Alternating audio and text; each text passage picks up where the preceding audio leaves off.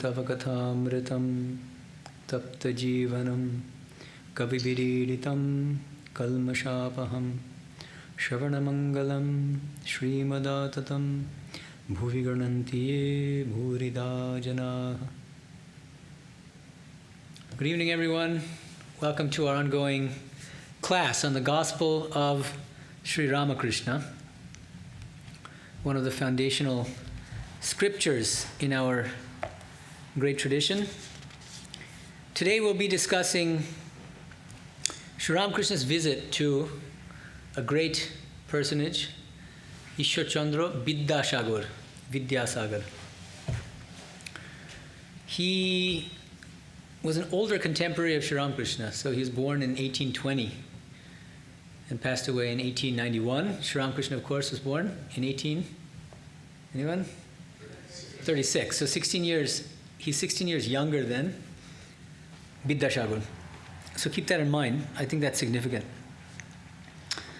The other thing to keep in mind, as I always do, I'll be reading from Swami Nikhilanji's translation of the entry, and then I'll be looking at some passages from the original Bengali text and noting some places where there are differences, discrepancies. One thing I wanted to note is that in the original Bengali, Sri Ramakrishna's visit to Vidyasagar is spread over 7 chapters.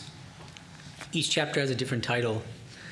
The first chapter is entitled Vidyasagar Bati, which means Vidyasagar's house. And the second chapter is called Vidyasagar, just Vidyasagar, which means just Vidyasagar, and it's about him. And there are there are 5 other chapters along those lines. And in Nikhilanji's translation, it's all one chapter, so he doesn't have the chapter divisions that are in the original. So what we'll do today is try to cover the first 2 chapters as reflected in the original Bengali, which is not his complete visit. That's quite long. But we'll get through the first 2 chapters. That's the plan. So let's begin. August 5th, 1882. Pandit Ishwarchandra Vidyasagar was born in the village of Bir Singh, not far from Kamapukur, Sri Ramakrishna's birthplace. He was known as a great scholar, educator, writer, and philanthropist. One of the creators of modern Bengali, he was also well-versed in Sanskrit grammar and poetry.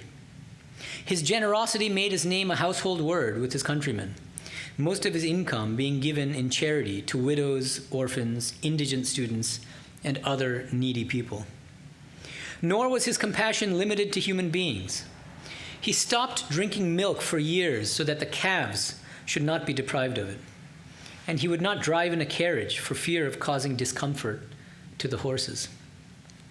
He was a man of indomitable spirit, which he showed when he gave up the lucrative position of principal of the Sanskrit College of Calcutta because of a disagreement with the authorities.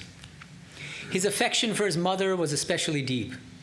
One day, in the absence of a ferry boat, he swam a raging river at the risk of his life to fulfill her wish that he should be present at his brother's wedding. His whole life was one of utter simplicity. The title Vidyasagar, meaning ocean of learning, was given him in recognition of his vast erudition. Sri Ramakrishna had long wanted to visit Ishwarchandra Vidyasagar. Learning from M that he was a teacher at Vidyasagar school, the master asked, "Can you take me to Vidyasagar? I should like very much to see him." M told Ishwarchandra of Sri Ramakrishna's wish. And the Pandit gladly agreed that M should bring the master some Saturday afternoon at 4 o'clock. He only asked M what kind of Paramahamsa the master was, saying, "Does he wear an ochre cloth?" M answered, "No, sir.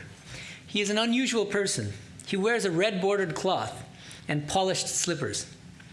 He lives in a room in Rani Rashmuni's temple garden. In his room, there's a couch with a mattress and mosquito net. A mosquito net is considered very luxurious at the time. He has no outer indication of holiness, but he doesn't know anything except God. Day and night, he thinks of God alone." On the afternoon of August 5th, the master left Dokhineshwar in a hackney carriage, accompanied by Bhavanath, M, and Hajra. Vidyasagar lived in Badur Bagan in central Kolkata, about 6 miles from Dakshineshwar. On the way, Sri Ramakrishna talked with his companions. But as the carriage neared Vidyasagar's house, his mood suddenly changed. He was overpowered with divine ecstasy.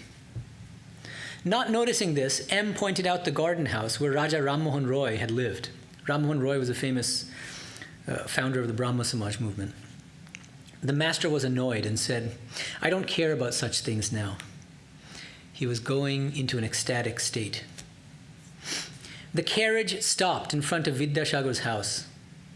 The master alighted, supported by M, who then led the way. In the courtyard were many flowering plants. As the master walked to the house, he said to M, like a child, pointing to his shirt button, "My shirt is unbuttoned. Will that offend Vidyasagar?" "Oh no," said M. "Don't be anxious about it. Nothing about you will be offensive. You don't have to button your shirt." Sri Ramakrishna accepted the assurance simply, like a child. So let's pause here. This is actually the end of the first chapter in the original Bengali. Remember, which is entitled Vidyasagar Bati, Vidyasagar's house. Okay. So far they haven't even met yet. But there are some very interesting things here I wanted to note. First of all, in Nikhilanji's translation, what's written is, Sri Ramakrishna had long wanted to visit Ishwar Chandra Vidyasagar. He's very eager to meet Vidyasagar. This is somewhat unusual. Why does he want to visit him so badly, so eagerly? What's omitted from the English translation is the following. There are 3 sentences. Well, okay, the first sentence he translates. He notes that Vidyasagar was born in the village of Bir Singh, not far from Kamarpukur, which was Sri Ramakrishna's birthplace. Their families live right next to each other. But then the following 2 sentences in the Bengali are omitted by Nikhilanji, and they are as follows. Thakur Sri Ramakrishna বাল্যকাল হইতে বিদ্যাসাগরের দয়ার কথা শুনিয়া আসিতেছেন. Sri Ramakrishna has been hearing about Vidyasagar and his greatness from his childhood days in Kamarpukur. It's very interesting. Just imagine you grow up hearing about some famous person. Obviously, when you grow up and you hear that that person's nearby, you want to visit that person. This is not mentioned in the translation. And then the second sentence. দক্ষিণেশ্বরে কালীবাড়িতে থাকিতে থাকিতে তাহার পাণ্ডিত্য ও দয়ার কথা প্রায় শুনিয়া থাকেন. And then later in his life, when he moved to Dakshineshwar, the Kali temple, he keeps hearing about that same Vidyasagar that he heard about when he was a kid in Kamarpukur. So his whole life he's hearing about this great personage. So obviously he wants to see him, this great soul. One great soul wants to meet another great soul. So that's the first thing I wanted to mention, which is that he actually knew about Vidyasagar from his childhood in Kamarpukur. And remember that Vidyasagar is 16 years older than him, than Sri Ramakrishna. Another thing,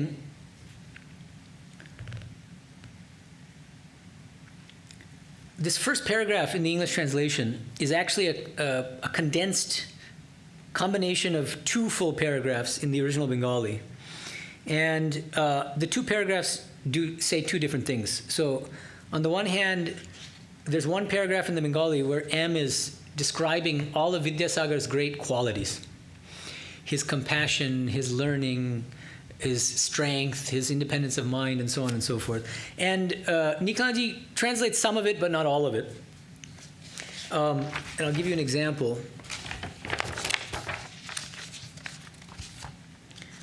So M says, Vidyasagar onek gun. Vidyasagar has many good qualities. And he gives these examples of incidents. And one incident that's not mentioned in the English translation is the following. একদিন দেখিলেন একটি মুটে cholera রোগে আক্রান্ত হইয়া রাস্তায় পড়িয়া আছে, কাছে ঝাঁকাটা পড়িয়া আছে, দেখিয়া নিজে কোলে করিয়া তাহাকে বাড়িতে আনিলেন ও সেবা করিতে লাগিলেন. The incident is, he's walking and he sees a laborer, a poor laborer, and these laborers would carry very heavy loads on their head in a wicker basket. And this person had cholera, and he's suffering from cholera. He's fallen on the ground, and his wicker basket is on the floor next to him, on the ground next to him. And Vidyasagar actually carries him on his own back and carries him back to his house and nurses him. It was a very moving story, actually, and just another example of his compassion. And then in this another paragraph,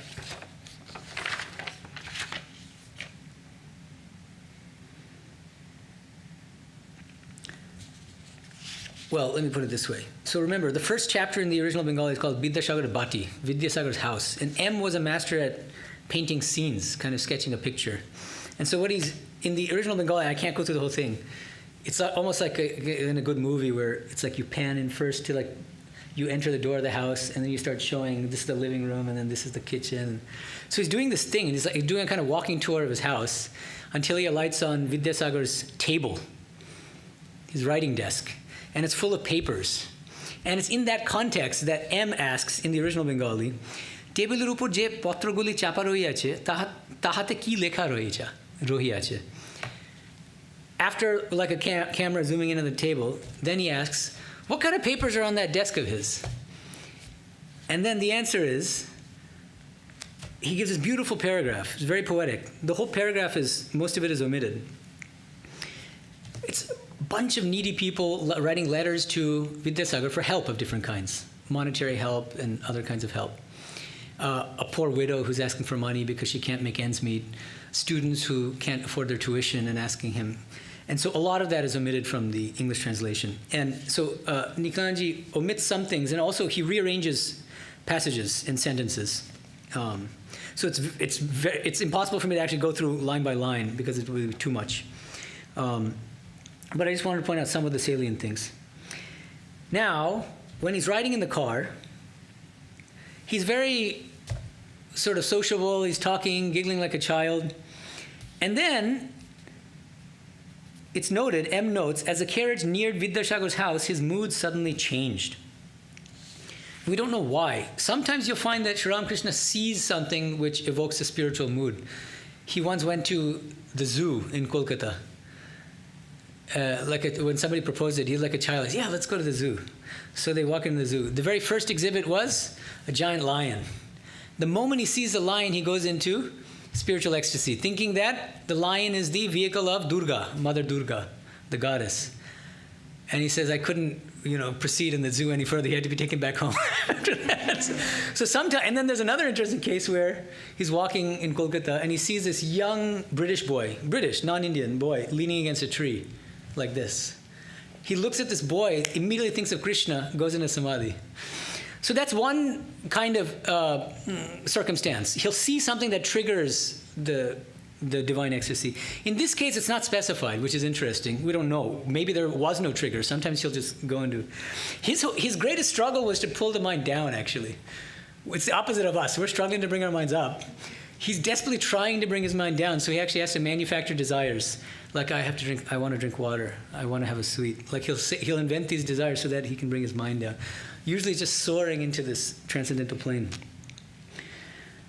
So anyway, that's the context. Now, M is still relatively new with Sri Ramakrishna, so he's not as with it in terms of when he's in states of ecstasy, when he's not. And so he's like a good tour guide pointing to this house of a very famous Bengali person, Raja Rammohun Roy. And Sri Ramakrishna gets really irritated. He says, I don't care about those things now. Don't bother me with those things.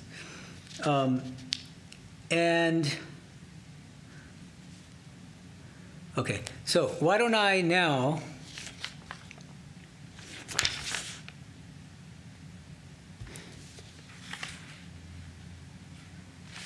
Okay, let me read chapter 2 of the Bengali, and then we'll discuss the original Bengali. And this is, in the Bengali, the chapter is entitled Vidyasagar. Vidyasagar was about 62 years old, 16 or 17 years older than the master. He lived in a 2-story house built in the English fashion, with lawns on all sides and surrounded by a high wall. After climbing the stairs to the 2nd floor, Sri Ramakrishna and his devotees entered a room at the far end of which Vidyasagar was seated facing them, with a table in front of him. To the right of the table was a bench. Some friends of their host occupied chairs on the other two sides. Vidyasagar rose to receive the master.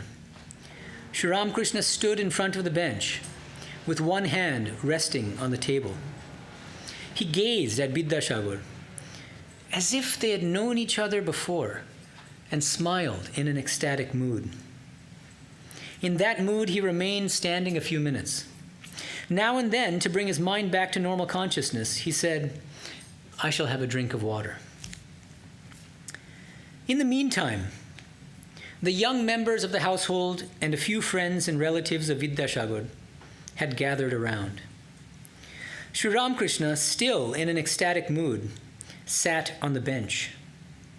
A young man, 17 or 18 years old, who had come to Vidyasagar to seek financial help for his education, was seated there. The master sat down at a little distance from the boy, saying in an abstracted mood, "Mother, this boy is very much attached to the world. He belongs to thy realm of ignorance." Vidyasagar told someone to bring water and asked M whether the master would like some sweetmeats also. Since M did not object, Vidyasagar himself went eagerly to the inner apartments and brought the sweets. They were placed before the master. Bhavanath and Hajra also received their share. When they were offered to M, Vidyasagar said, "Oh, he is like one of the family. We needn't worry about him," because M teaches in the same school as Vidyasagar. Referring to a young devotee, the master said to Vidyasagar, this is a different devotee from the boy that he talked about earlier. Sri Ramakrishna says to Vidyasagar, "He is a nice young man and is sound at the core. He is like the river Falgu. The surface is covered with sand, but if you dig a little, you will find water flowing underneath." After taking some of the sweets, the master, with a smile, began to speak to Vidyasagar. Meanwhile, the room had become filled with people. Some were standing, and others were seated. Master: "Ah, today at last I have come to the ocean. Up till now I have seen only canals, marshes, or a river at the most. But today I am face to face with the Sagar, the ocean." All laugh. Vidyasagar smiling. "Then please take home some salt water." Laughter.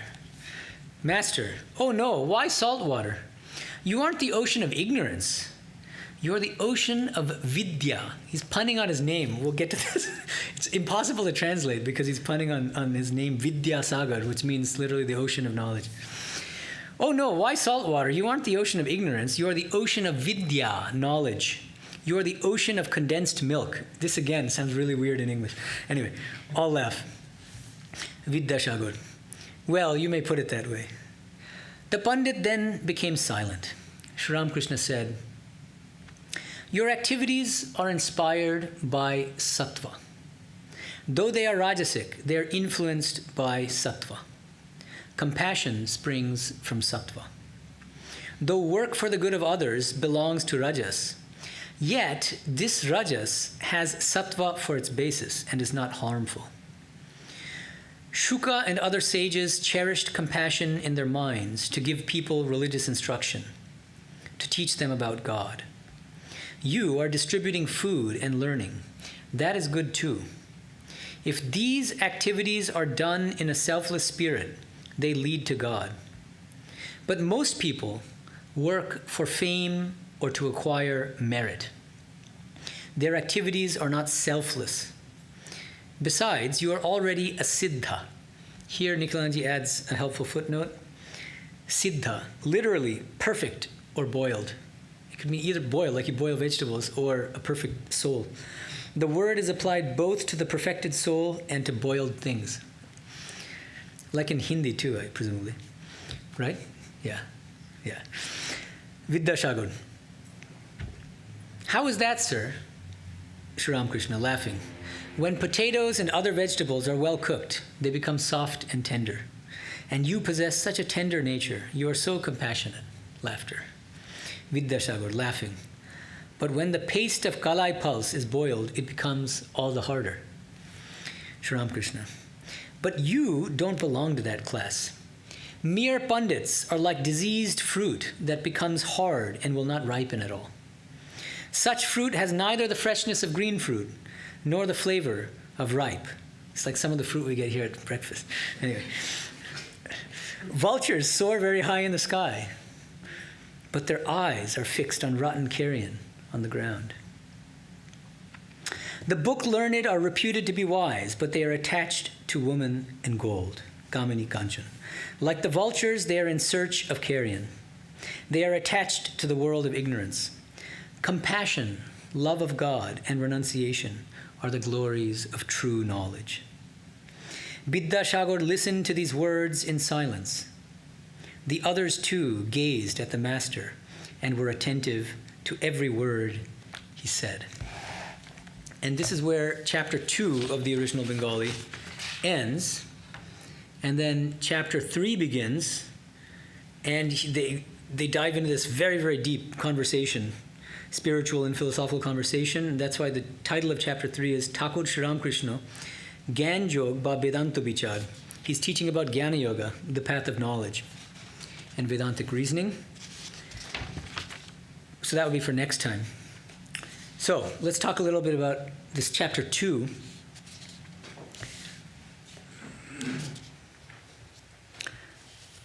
In the original Bengali, there are a few sentences devoted to describing the physical appearance of Vidyasagar, which are omitted by Nikhilananji. These are minor details, but again, as I said, part of what M is doing is painting a picture, and this is part of painting that picture.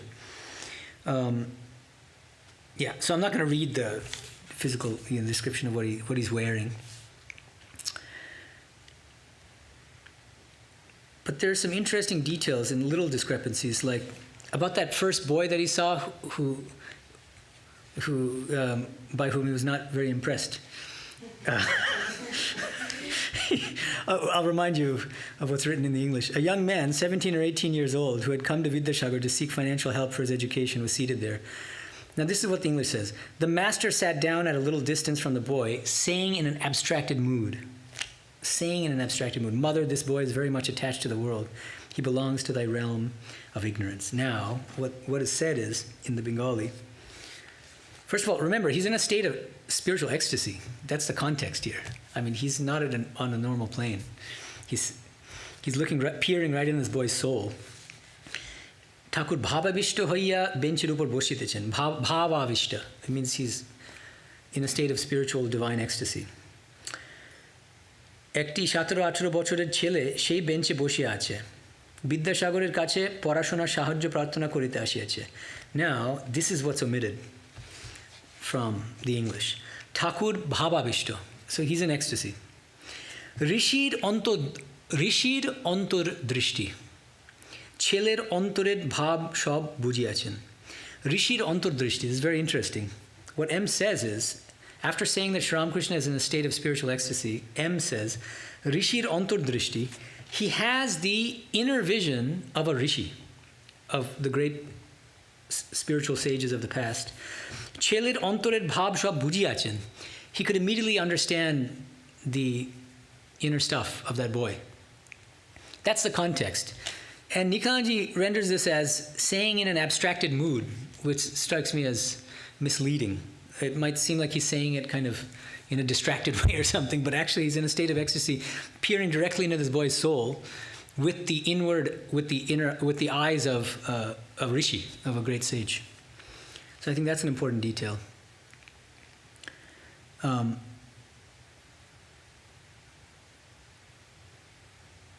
Then, right after that, there's another omission.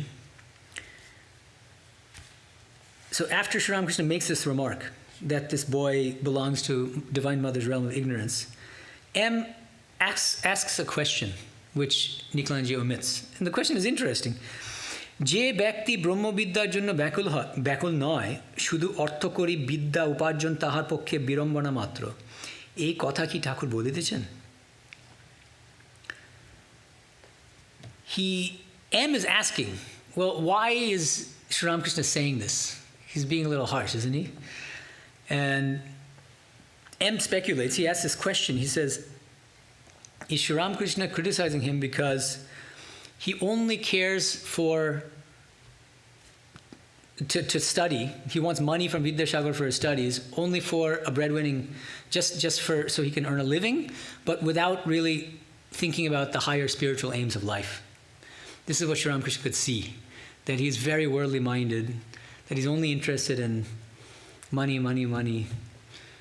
And this is M's speculation. I mean, he's just asking, could this be the reason why Sri Ramakrishna is so critical of this young boy? And that's not mentioned at all in the translation. And this often happens where M speculates about things. He's very clear that he's not putting words in anyone's mouth. He's saying this is what I'm asking or what I'm thinking. But in many cases, Niklanji omits those. Then, toward the end, we find them, basically the first words that they exchange with each other are hilarious. Sri Ramakrishna had a very good sense of humor, and he was extremely witty, and he was a master of repartee. So he'd always have a ready answer to people. He would be able to outwit them. And so his first volley, his opening volley was, today at last I have come to the ocean. And the whole thing is lost in translation, unfortunately. So, as I said, Vidyasagar means the ocean of knowledge. And so, keeping that in mind, Sri Ramakrishna says, Aaj Sagore eshe millam. Etodin khal bil hoddo nodi dekhechi, ebar Sagor dekhchi, shokoler hasya. So it's very hard to translate the humor of this. But so far I've only seen really tiny water streams, and now I've finally come to the ocean, the great ocean, Vidyasagar himself. And you'll find repeatedly that Vidyasagar is so humble that he's always sort of volleying back by kind of downplaying himself. And so he says, then please take home some salt water. The ocean is salty.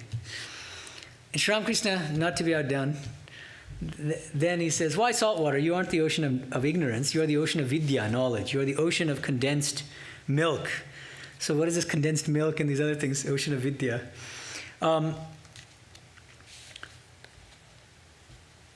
Nago, nona jol keno. Tumi to abidya sagar no. Tumi je Vidya Sagar.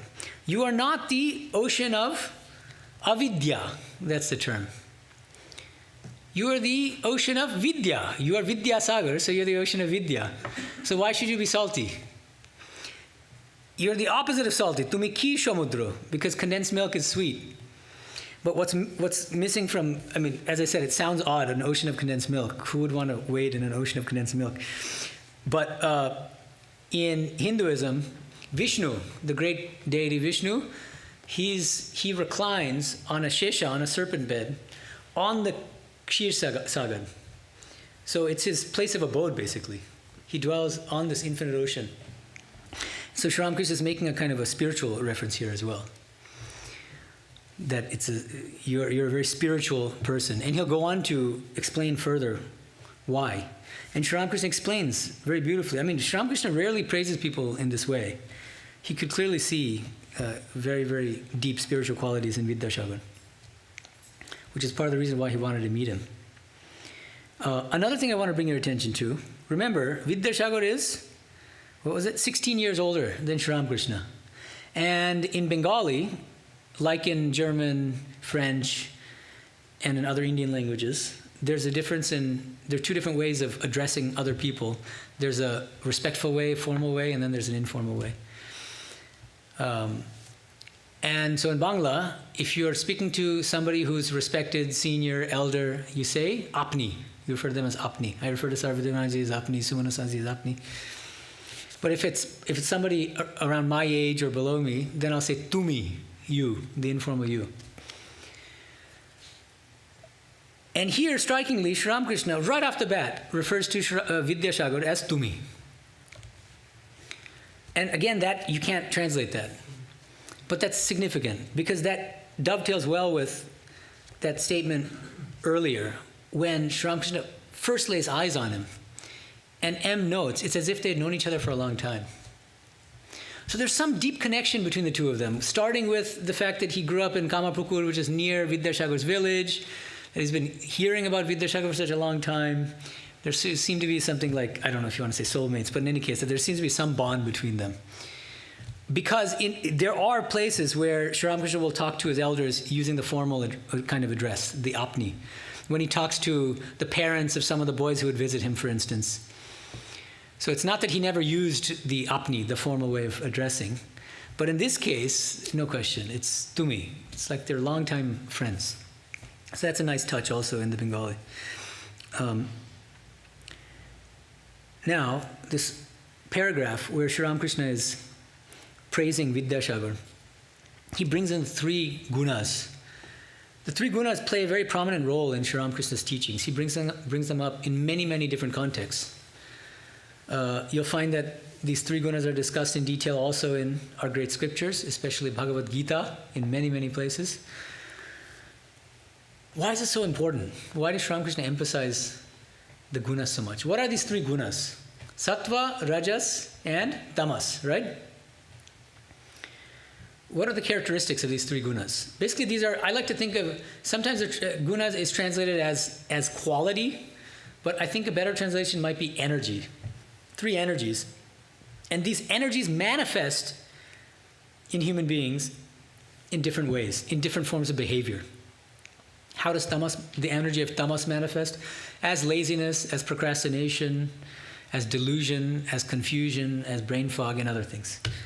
How does the energy of rajas manifest?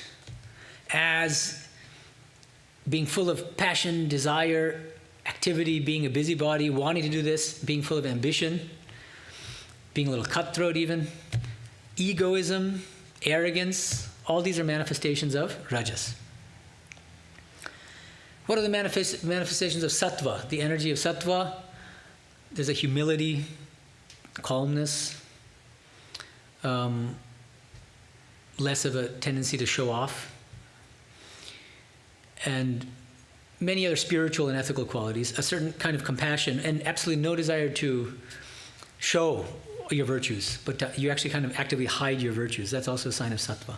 So now, it's in this context of the 3 gunas, this framework, that Sri Ramakrishna praises Vidyasagar. He says, and let me read the Bengali here, Tomar karma shattik karma, shottir rajo.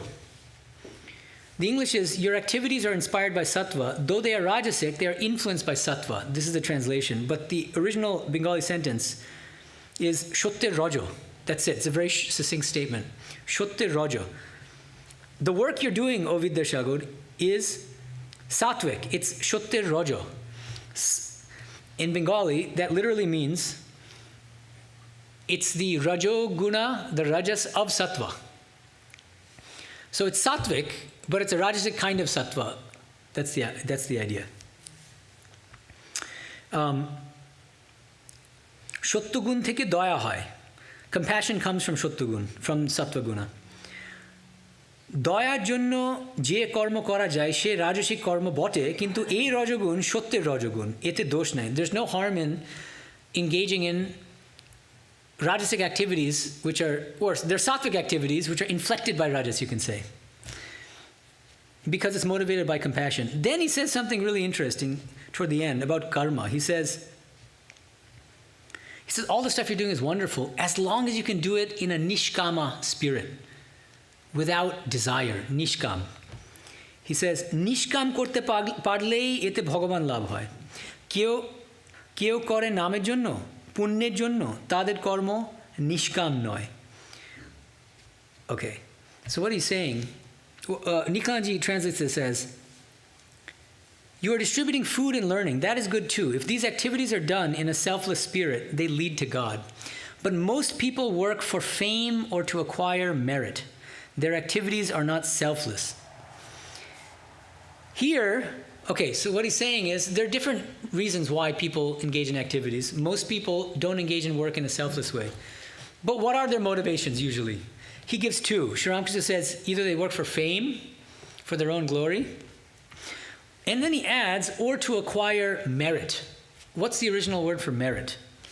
It's punya. This is a very loaded term in Indian philosophy, punya. Papa and punya, these are opposites. Papa means demerit, you can say, and punya means merit. but it's in the context of the doctrine of karma in Hinduism. Okay, what is this doctrine of karma? The basic doctrine is dharmika actions. Dharmika actions are good actions, ethical actions. Generate punya, what Niklanji is rendering as merit. And that's fine. It's hard to translate. Punya. Let's just use the Sanskrit or Bengali word, punya. So ethical actions generate punya. And what is this punya? It's like a cosmic property. I mean, it's not something it's non-physical. But this punya leads to happiness in the future and to favorable circumstances in the future, either later in this life or in our next life. And so the law of karma is bound up also with the doctrine of rebirth. The two things go hand in hand in Hinduism. Okay. And so what Sri Ramakrishna is saying is, if we do good works, we generate punya, we're going to be happy. If we do unethical actions, we generate papa, which is the opposite. It's demerit. And that causes us to be unhappy in the future, either later in this life or in a future life. And Sri Ramakrishna says, the goal of life is not, it's also not to engage in good actions, which might seem startling. It's extremely important to engage in good actions. But the goal of life is not to, because it becomes very utilitarian.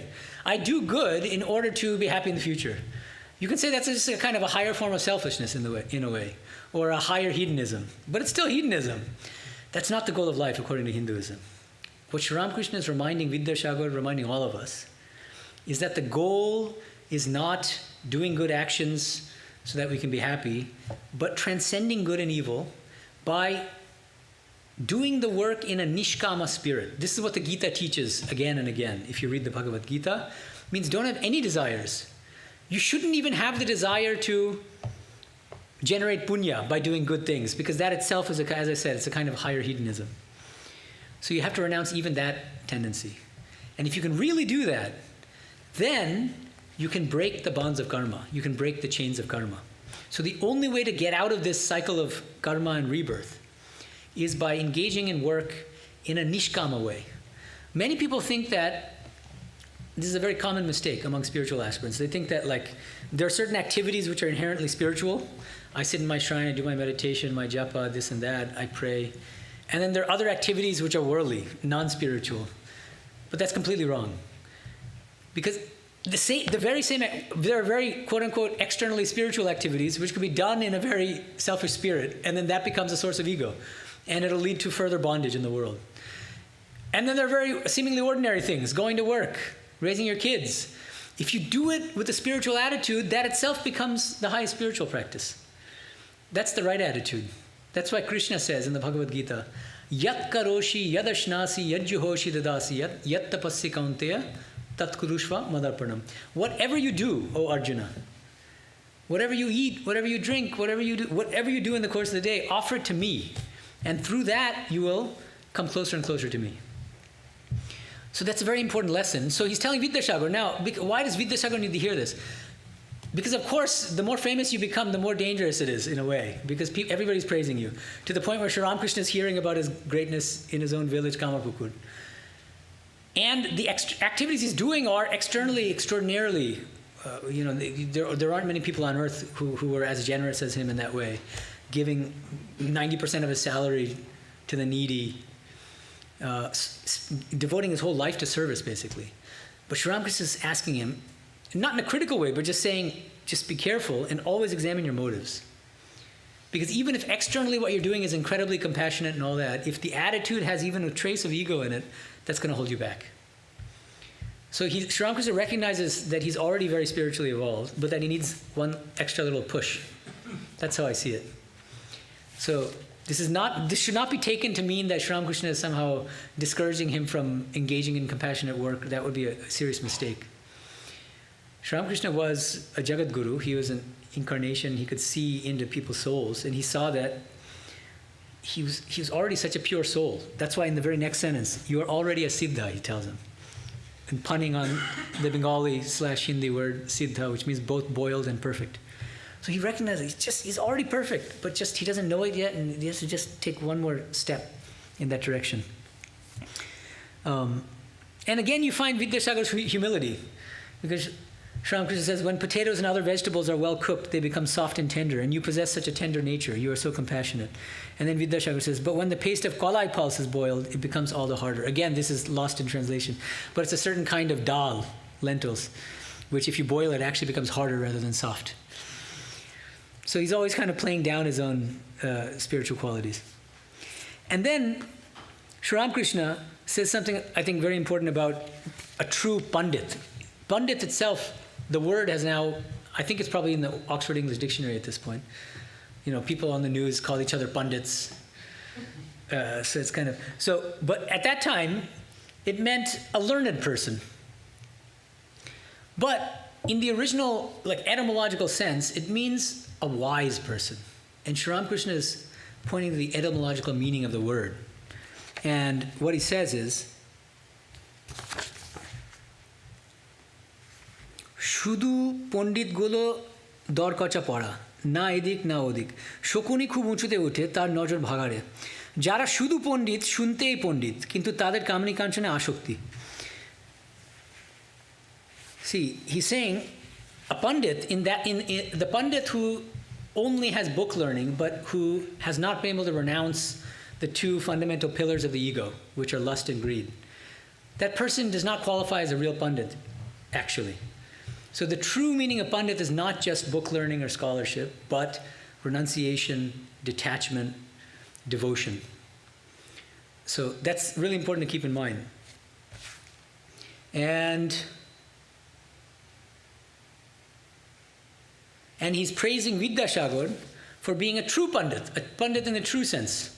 Because so many great pandits would come to Sri Ramakrishna. But they're all very learned, but almost none of them were very spiritually inclined. So Sri Ramakrishna would immediately be able to separate the true pandits from the merely book learning kind of pandits. And he tells Vidyasagar, you are not one of these vultures soaring high in the sky with their sights set on the carrion beneath. He says, Daya Bhakti Vairagya Vidya Raishojya. The glory of knowledge, of true knowledge, true panditya, being a true pandit, are what? What kind of qualities? Compassion, daya, devotion for God, bhakti, and detachment, vairagya. All right. We can now, I'll pause here, and I'm happy to take questions if you guys have any questions. And anything online? Okay. But once you say that, They'll probably start piling on. So in the meantime,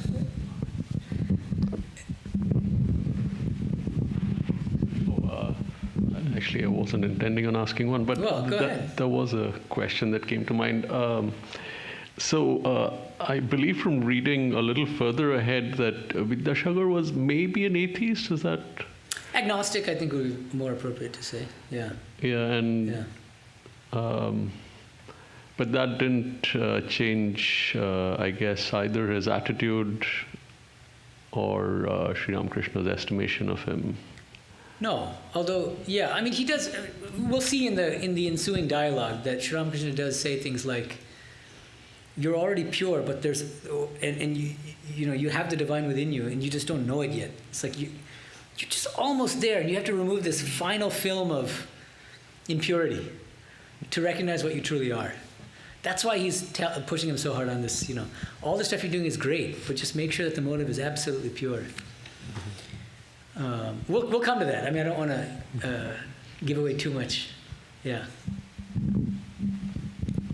Yeah, but it also shows Sri Ramakrishna's liberality, because he was agnostic, but Sri Ramakrishna didn't think about that at all. He wasn't asking, oh, do you believe in God or not? He looks at the inner qualities. Naran, of all people, you know, that young Naran, the future Swami Vivekananda, was extremely skeptical. He would criticize him and say that all these visions of Kali you think you're having are hallucinations. He would tell him to his face. And he loved him more than anyone else, more than people who would call him an avatar, an incarnation. So he didn't care so much for the surface appearance. He looked at the person's soul and the inner stuff. That's the way I see it. Yeah. So there's one did show up online.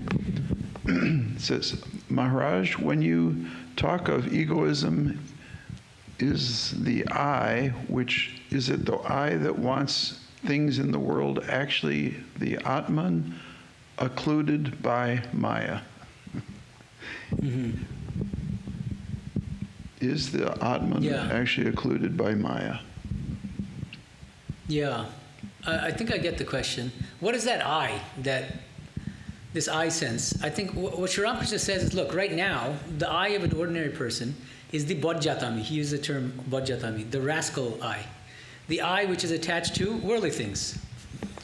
And he says, how can you get rid of ego? You don't need to get rid of it. Turn the rascal ego into the I of a devotee, into the I of a bhakta, bhaktirami. So you're retaining this I, but you're changing the identity of that I. So instead of thinking, I want this and I want that, and me, it's I'm a child of God, I'm a servant of God.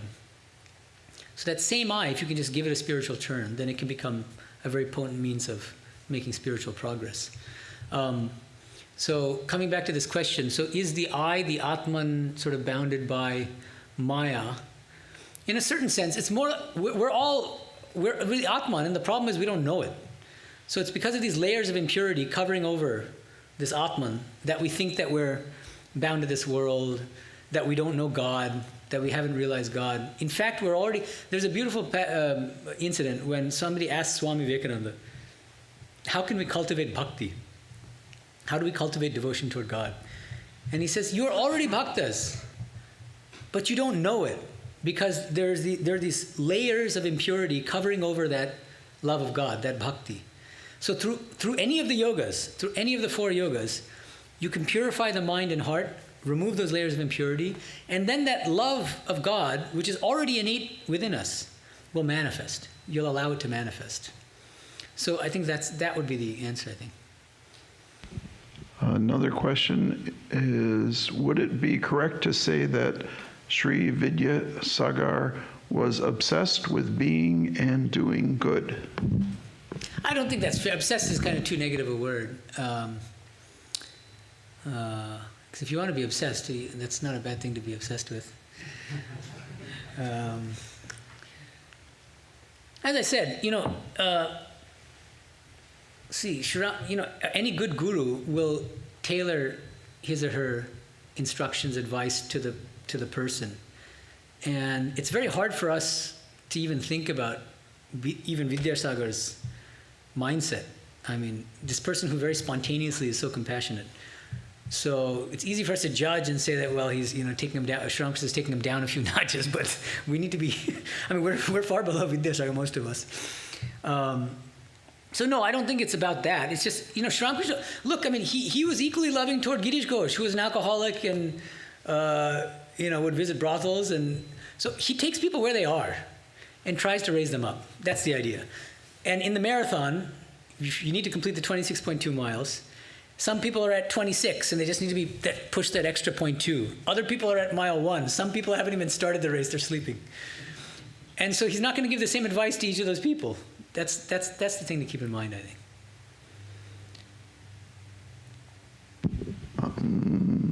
And maybe before you say the next question from the online audience, in the context of the previous question about the Atma and all that, Sri Ramakrishna, another teaching that's relevant here is he would say, Shuddha Mon, Shuddha Buddhi, Shuddha Atma Ek.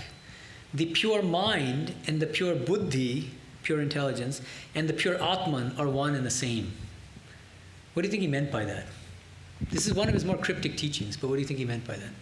Any thoughts? Pure mind, pure buddhi, and pure Atman are one and the same. Take a stab. I think, no, it looked like you were kind of about to take a stab. Yeah, go ahead. You want to give, could you give this gentleman a mic? What's your name? Rahul. Rahul. Yeah. So I think he means that, they all exist together. If you have one, then the others follow. So if you, so intelligence is something that you'd use to discern what is right and what is wrong. Mm-hmm. If you have a pure soul, that you don't have to try and use, rationality. Mm-hmm. It just naturally comes in you. That's what I'm guessing. No, I think you're on the right track. I mean, I think that the claim should come off as a bit startling in a way, because he's making a more radical claim. They're one and the same. So I think this is my take on it, that what he means is, if you have a pure mind, you just are that Atman. It's linked to what I was saying before. We are already the Atman, and it's because we have impure minds that we don't know that. But the moment you gain purity, you just are that Atman, which you were all along, and which you didn't know before because of the impurities of the mind. Yeah. Okay. Yeah. Any other questions online?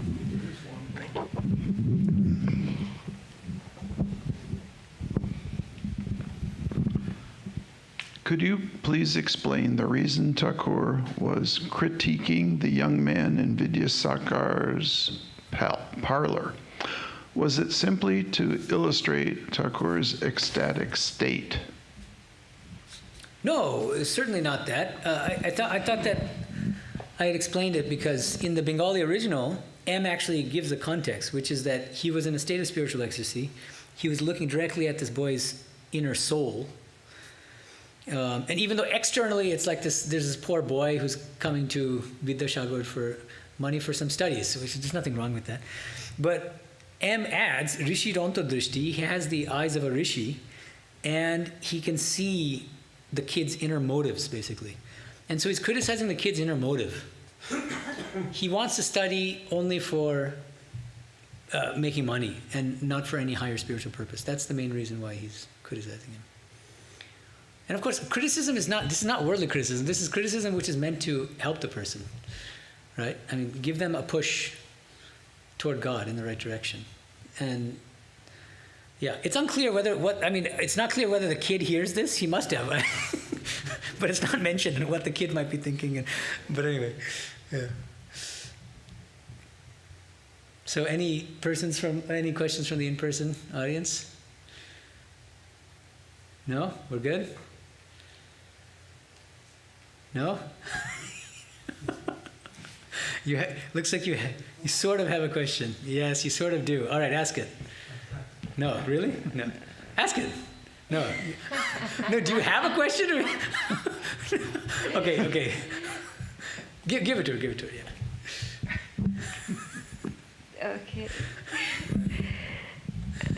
You're among friends here. What's the problem? Okay. Yeah. I was just going to say, would you know how Sri Ramakrishna told Vidyasagar to not forget like the highest goal of life? Mm-hmm.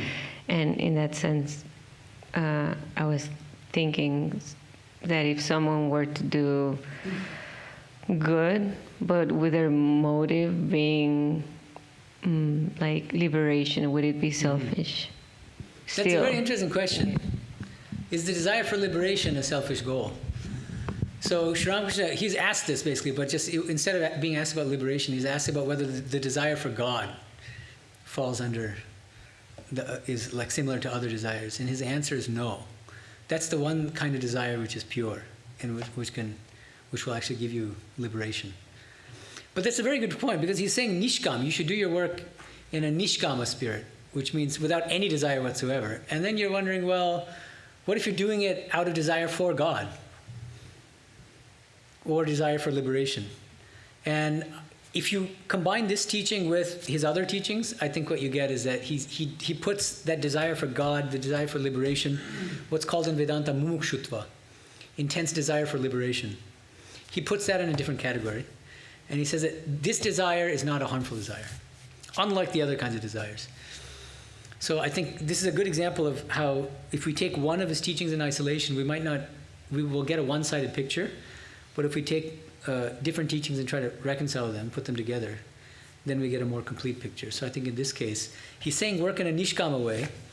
Another way of putting this is, he once asked M, it's in a different part of the gospel, define vairagya, detachment. And M says, it's detachment toward worldly things and anurag for Ishvara, and desire for, love for God. So they're both these dimensions. And so when Sri Ramakrishna says to Vidyasagar, you should work in a nishkama way, in a desireless way, you should not have any worldly desires when you engage in activities, but you should desire to do that work as a worship of God and as service to God. I think that positive dimension is actually I think, implied here, even in that term nishkama. Thank you, that's a very good question. No need to be shy, see? Okay, anything online? All right, good, we can wrap it up. It's exactly 8:30. Any last questions? Going once, going twice?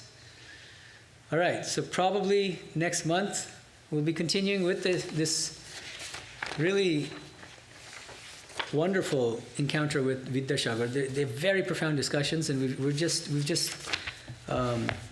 started this beautiful dialogue. So we'll continue next time. Thank you, everyone. Om Shanti Shanti Shanti Hari Om Tat Sat Sri Ramakrishna Arpanamastu.